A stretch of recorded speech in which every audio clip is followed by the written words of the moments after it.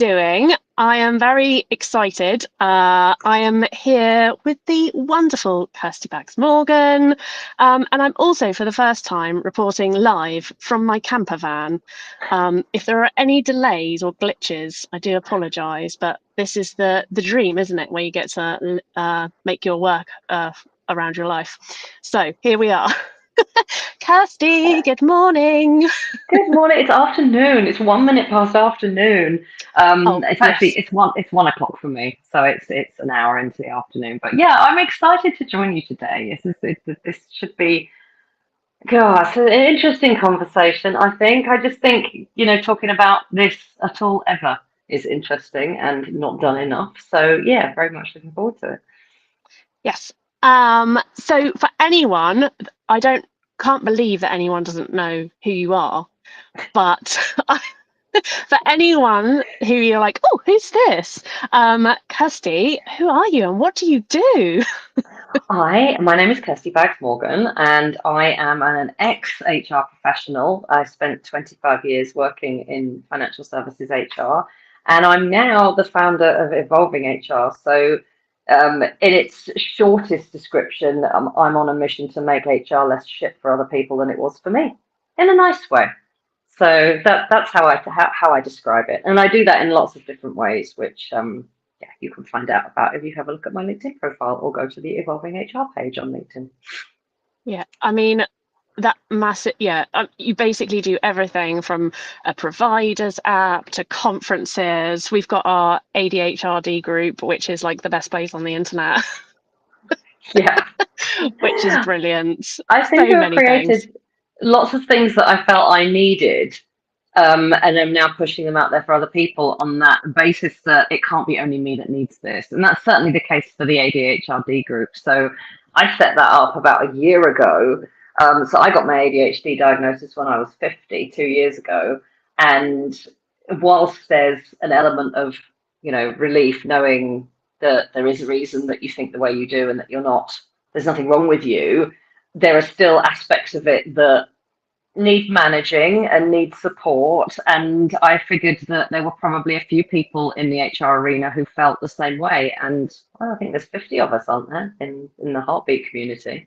And then a Yeah. core of about 15 that spend most of our lives body doubling, holding each other accountable for procrastinating. Yeah. Yes, yes. I know that we basically made a virtual office now, but it We is have. amazing. And yes, as two spicy people on a live call together, be prepared. Strap in, everyone. This could go. The side quests could be real here. Well, if we had a main quest, then it would be easier to stick to it. But we haven't. We've just said we'll just see how we go, won't we? So we could be talking about camping or astrophysics, or probably not astrophysics, knowing you and I. But yeah, it's not likely to be a linear conversation. No, it's not. Well, we'd loosely planned around metal, as in heavy metal, and Hmm. movies and menstruation, because we were having a chat Well, around these various things. Well, metal is much more your forte. I mean, I have dabbled within the heavy metal world in my past, dabbled. um, Yes. and I did go to Reading Festival a few times. I think I think I witnessed Slipknot playing that year. But we were Ah, talking about how if I you're think a that would person have that been bleeds, 2001. Sorry, I know. I just maybe. remember I had I had total envy because I saw a girl in the crowd called she had a pink boiler suit on and she had baby knot Yeah, written on the very back, and I was cool. like, yeah, missed Love out. that. But we had talked about if you're a person that bleeds in a mosh pit, it's just not the one. Festivals are not the one, gigs are not the one, and heavy metal bars are not the one. And I mean as in pubs, not like a bar, like a bars. They are. Oh my God! Some of the the toilet facilities in some of the metal bars that I've been to are worse than the long drops at Glastonbury, and that's saying something. But it's there is no provision made for being in a body that bleeds. It's like, you don't have, when you go to a gig, you don't necessarily take a big bag with you. So you're reliant on pockets, and most women on the planet can bemoan the lack of pockets in women's clothing until the cows come home, because it's something that annoys all of us. Or if you have got a pocket and you need to put period products in it, they're going to look really bulky and stick out, and we don't like that either, because we don't want to look like we've got hips twice the size that they actually are, because we've got period products shoved in both pockets. But it's little things like having to go to a festival and take everything that you need for the day. I'm trying to think, like, if I had ever got a period unexpectedly at a festival, would I have been catered for? And I think that's a big fat no, because they don't tend to have vending machines in porta cabins, because the toilets are all, they're all gender neutral, slash revolting, and there's no way of getting hold of anything like that. So you had to. It's just this whole scene that I've always been involved in just didn't cater at all for anybody who might find themselves in that situation. And I just thought that was quite interesting when we were chatting about this a few weeks back, because I know you've talked to people about work, and that's a pain enough trying to, because we've got this sort of bred into us that we have to hide it somehow if we've got our period. But then I'm thinking about when you've been to festivals and you're camping for 4 days, and there's no shower facilities and all of those sorts of things. It's just like nothing is set up with that in mind. And I think the heavy metal scene used to be very, very male dominated. It still is. If you go to an Iron Maiden concert, it's like the only situation in the world where the queue for the men's toilets is longer than the queue for the women's toilets. It's if you go and see some of those old school bands. But with newer bands coming up through the ranks, like you go see Slipknot, and that'll be, it's way closer to 50-50 than something like Iron Maiden would be. So, I've spent time, we always used to joke about it. Like, if you're a prog rock fan, I mean, forget it. Like, I'm surprised if they even have a ladies' toilet at a prog rock gig, because it's just like 99% guys. But it's one of those things. It's like I've always had to think additionally about that, and it's like, oh god, I've got a gig and I've got my period. That's such a pain in the backside. Now I have to take a bag with me. I didn't want to take a bag, just all those silly sorts of things, because it's just not catered for. And it was funny, so as at the complete opposite end of the scale, you and I were both at the ULife offices last week for the cozy one. How well stocked was their staff bathroom? Did you go in there? Yes, it was amazing. Oh my god, it had everything in it. Hair products, shower, everything, and a huge basket of period products as well. And it's like that's I don't know, that's like the holy grail, isn't it? The ULife toilet is the holy grail. There you go, there's my quote of the session. But everywhere that I normally hang out is the exact opposite of that. So there are very few heavy metal pubs left in London now, but we always used to kind of refer to them by the state of the loos. So Crowbar, which was in Soho, and kind of Crowbar went during COVID because, surprise, surprise, the landlords put the rent up so much. But the toilets in Crowbar were legendary in their horrificness. And now there's the Black Heart in Camden, which is one of the few remaining metal pubs, and their toilets are absolutely revolting, and you don't want to be in there any longer than you have to, is my point. You literally want to just whiz in, whiz out. And obviously, if it is your time of the month, you have to spend a little bit longer in there than you would normally. And that's not a pleasant experience. There's only so long you can just breathe through your mouth, not have to take in the overall scent of the place. So yeah, it's always been something that has felt like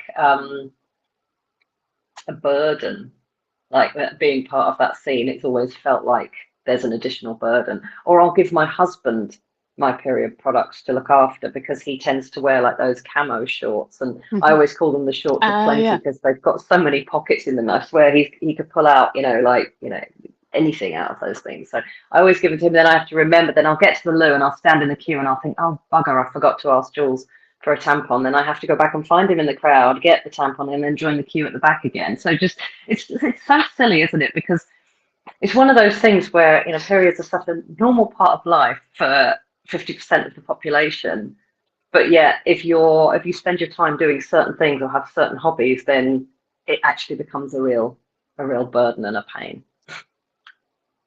They really, really are. And not to mention, and I have had to do this once. I can't remember why. I think we weren't at anything so radical as like a festival. I think we were at a boot sale, and I had to change my moon cup in a Portaloo, and it was not a great experience. Ooh. Like, all I can say is, having, well, for one, get your cycle tracking on so you can kind of anticipate and you're not going to be blindsided. But even then, there are times that you're going to be blindsided. But having, I cannot stress this enough, wipes. Yes. Just some sort of like have like a little bum bag pack. They're cool at festivals now. Yes. I feel like this is shortly turning into the period festival guide, but yeah, like a We're bum right in the middle of bag. festival season, so it's reasonable. Yeah, yeah. Wipes. That's a great idea. Yeah, that's a pretty good idea. Like a little Ziploc bag for any kind of like disposal situation, or I don't know. I think it's like having that foresight though. I think I wouldn't wear a moon cup if I knew that I was going to come on during a festival. I think I would choose a different situation for my just because of like having to negotiate that sounds a nightmare. Yeah, I think it's like the what can I do the quickest and how long can I hold my breath for? Because those especially in hot weather, those portaloos they're not great in cold weather, but when you add in the heat and the magnification of scent, it's not somewhere you want to be for more than 30 seconds, really. No. At all. No. And this is like, it is so, all these situations are still very much led by, well, what suits the patriarchy, really. I mean, yeah, totally. for want of another way of saying it, I think there could be a different situation, like even within like Portaloos, there could be a better situation to allow like people with periods a better experience, or something like less traumatic, or disposal bins at the bare minimum. That would be pleasant. Yeah, that would be. Yeah, there's nothing like that, is there? I mean, I'm still scarred. They've improved. They've improved a lot over I mean, the first festival I went to was in 1990, and God, this is so gross. By the Sunday, because they wouldn't empty them overnight, they do nowadays.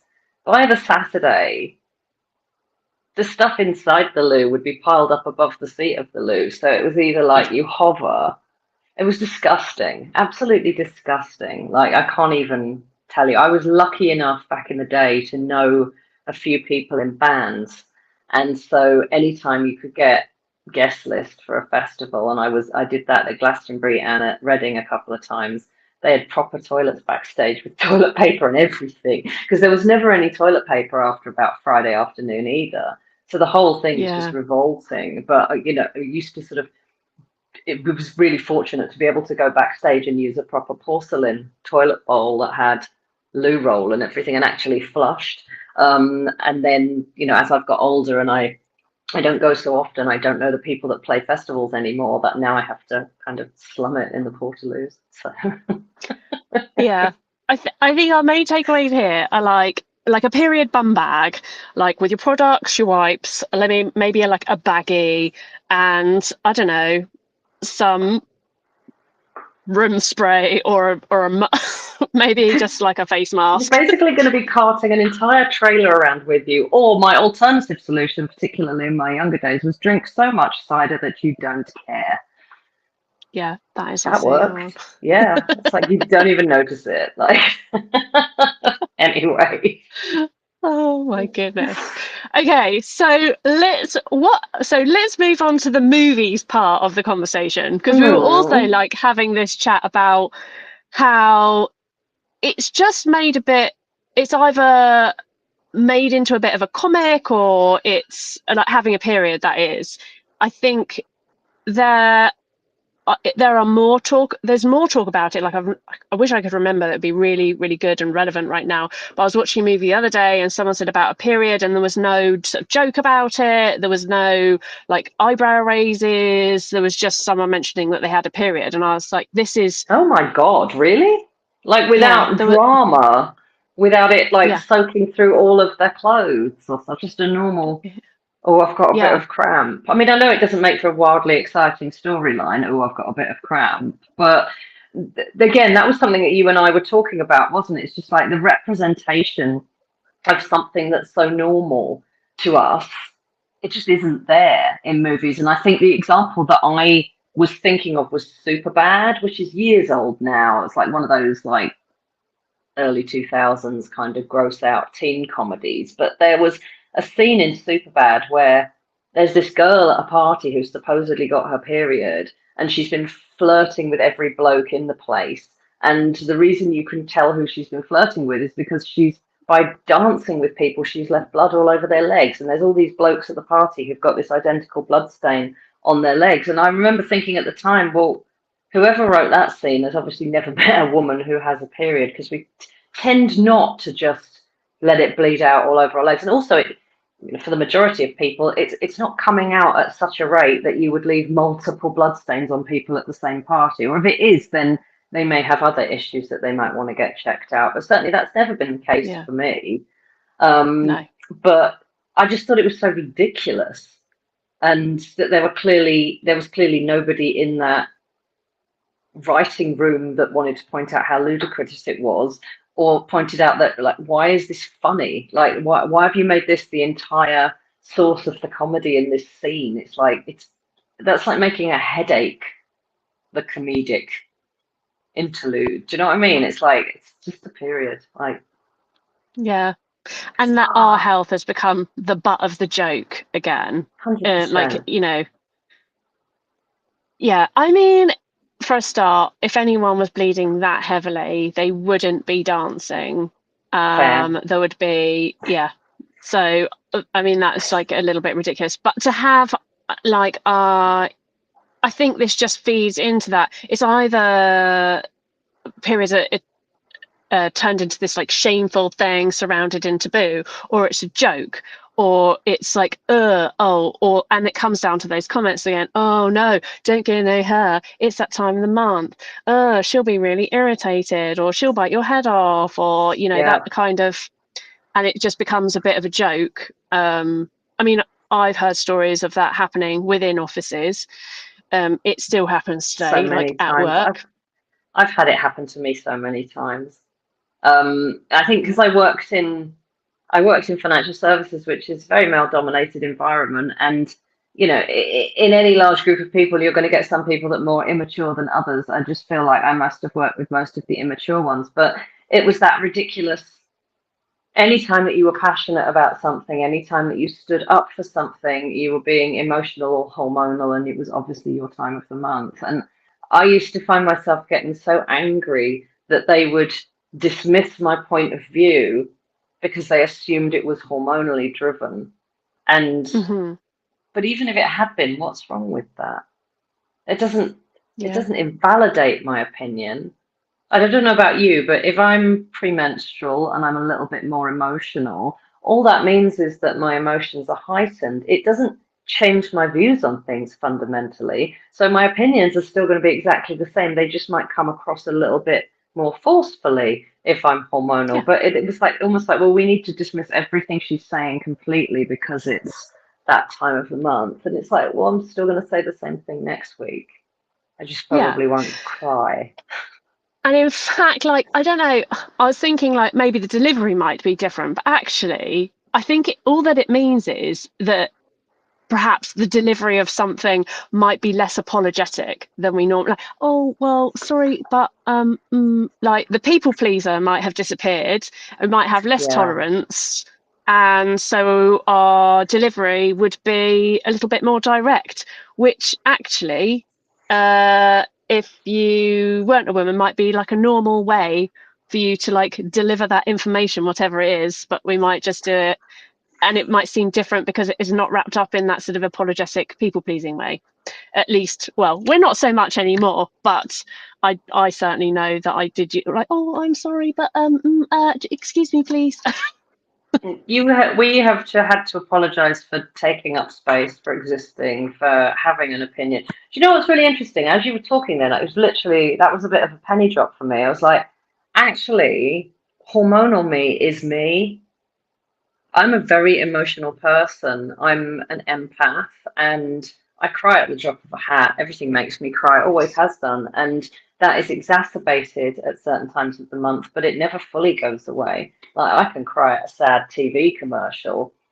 It doesn't matter what week of my cycle it is. That's just who I am. But I think I've spent so much of my professional life trying not to be that person. And then I think all that happens in the particularly hormonal months, the hormonal weeks, is that it's not as easy for you to mask it as it is the rest of the time. But I'm a very emotional person, full stop. And but people don't like it. And so when they can blame it on hormones, that gives them a medical reason to dismiss what you're saying. But the rest of the time for me, it's like, oh, she's always like that. And I hadn't really thought about that before. That there's so much masking that goes on anyway, and then you have to kind of turn it up a notch at certain times of the month, don't you? Because you've just got to mask it even more. That's really sad. Yeah. That's so sad. I'm not going to cry, but it's sad. And I've been thinking actually, because I know, so side quest coming up. I know you've been talking a lot recently about violence in HR, and in a situation where you might be hormonal or perimenopausal, or hormonal perimenopausal and neurodivergent, the ability to mask is zero. You've got no tolerance left, and yet you have to deliver this thing that you're already very nervous about. And it's trying to navigate those things and then fearing someone throwing a chair at your head. It's just all a lot to deal with. It is a lot. It is absolutely a lot. And for anyone that doesn't follow me on LinkedIn, I have inadvertently started a campaign against violence in HR, which came about from one throwaway comment that someone made on a call with me 2 weeks ago, where she said, the first time I ever did a disciplinary hearing, someone threw a chair at me, and they never taught you that in HR Hogwarts. And at the time I laughed because I thought the HR Hogwarts comment was quite amusing. I'd never really thought about it that way before. And so a couple of days later, I was like, I'm going to write about this. I started writing the post, and as I started writing about the chair, I was like, hang on a minute, this isn't funny. Like, there's nothing funny about this. This isn't, someone threw a chair at a young woman. She was in her mid-20s, I think she said. I was like, this isn't right. Anyway, it's kind of snowballed from there, and I've ended up doing a poll, and there were just under 700 HR professionals who have experienced physical violence or threats of physical violence at work. Now, I haven't even started on the verbal abuse and the sexual innuendo and the sexual harassment and the shouting and the swearing and the screaming. This is just physical violence. 56% of the HR professionals that answered that survey have experienced physical violence at work. But I'll tell you what was really interesting. It was, whilst there was a gender bias, so there is a gender bias in HR, full stop, there were plenty of men who had been on the receiving end of physical violence at work, and there were both male and female perpetrators. It was not clear cut all the way through. It's more of like some employees just cannot cope with being given bad news, and they seem to deal with it in a very physical way. The fact that HR is the one on the receiving end of that that's the bit that I'm really concerned about. It's just not right. Absolutely not right. And like you say, side quest, but it's becoming a bit of a soapbox for me now, because that can't happen. Yeah, and it is. Certainly not in all cases, but I see a lot of the time, well, especially with like, a sort of HRD, by the time you're at that point, it's likely you're more towards your 40s. I don't know, would that be fair to say? Yeah, for most people, I would say, yeah. So heading into perimenopause.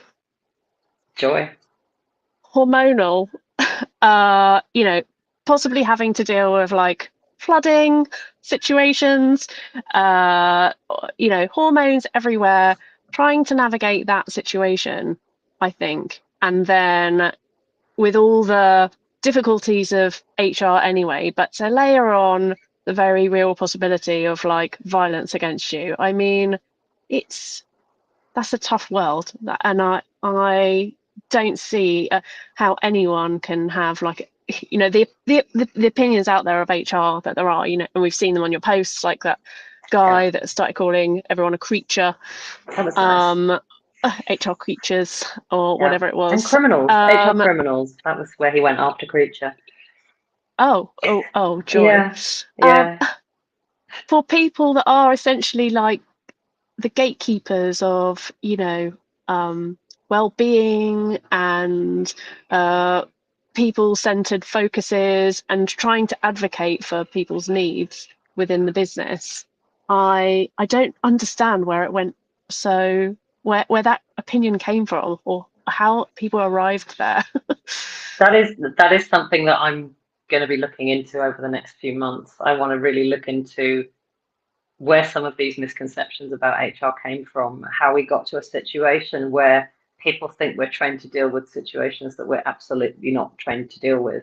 So, the most I've ever had in terms of training is handling difficult conversations, but I've never had any training in conflict resolution or de-escalation or even self-defense. And you wouldn't think we would need to, but it's beginning to become apparent that maybe we do.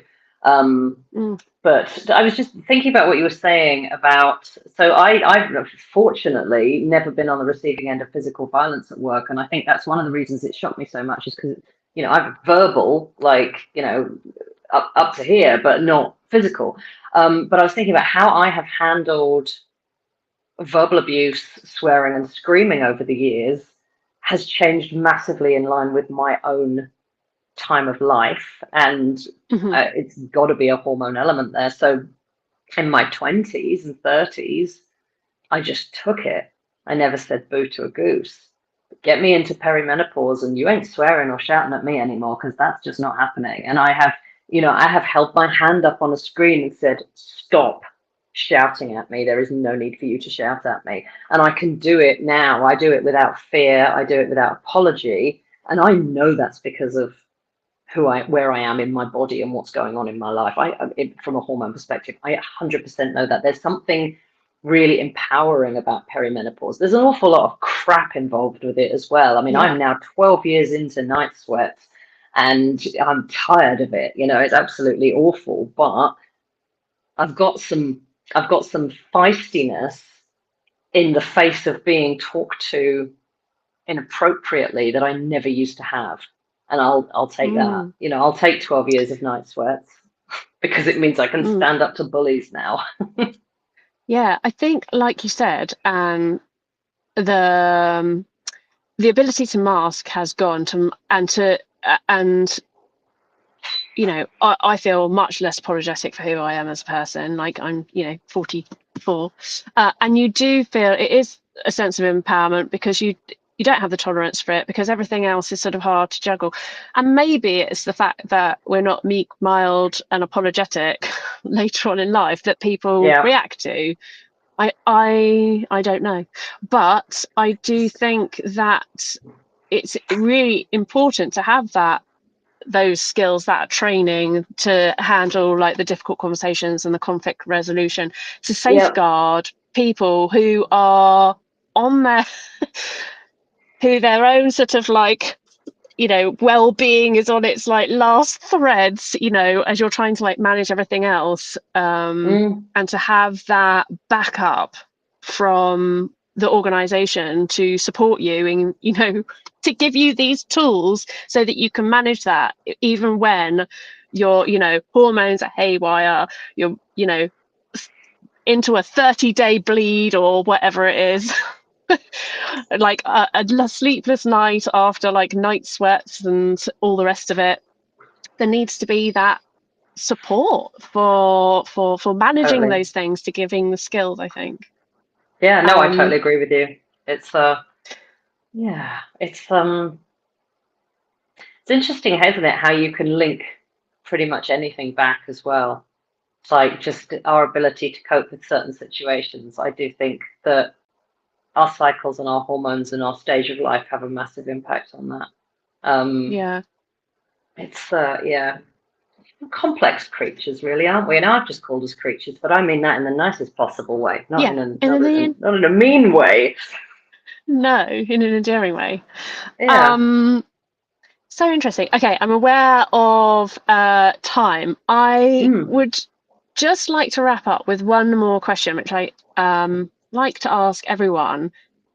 How has your perception of either your cyclical experience or that of the cyclical experience having periods, how has that shifted over the years? Obviously you're here and we're having this conversation and you're talking openly about it. I mean, have you felt that's always been the way for you?